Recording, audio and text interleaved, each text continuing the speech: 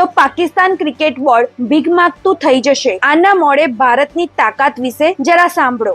Pakistan cricket board ICC की funding पे 50% चलता है और आईसीसी फंडिंग ये होती है कि वो टूर्नामेंट्स कराते हैं और उसके जो पैसे हैं वो अपने मेंबर बोर्ड्स में बांट देते हैं और वो जो आईसीसी की फंडिंग है वो 90% इंडियन मार्केट से आती है।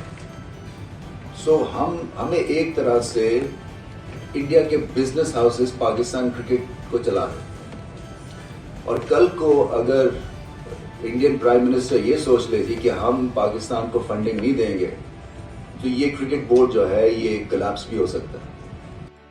ભારતના ક્રિકેટરોની કમાણી જોઈને પાકિસ્તાની ક્રિકેટરોની કેવી બઢતી હશે? તો પાકિસ્તાન ક્રિકેટ બોર્ડ ભીખ માંગતું થઈ જશે। આના મોડે ભારતની તાકાત વિશે જરા સાંભળો। पाकिस्तान क्रिकेट बोर्ड आईसीसी की फंडिंग पे 50% चलता है और आईसीसी फंडिंग ये होती है कि वो टूर्नामेंट्स कराते हैं और उसके जो पैसे हैं वो अपने मेंबर बोर्ड्स में बांट देते हैं और वो जो आईसीसी की फंडिंग है वो 90% इंडियन मार्केट से आती है।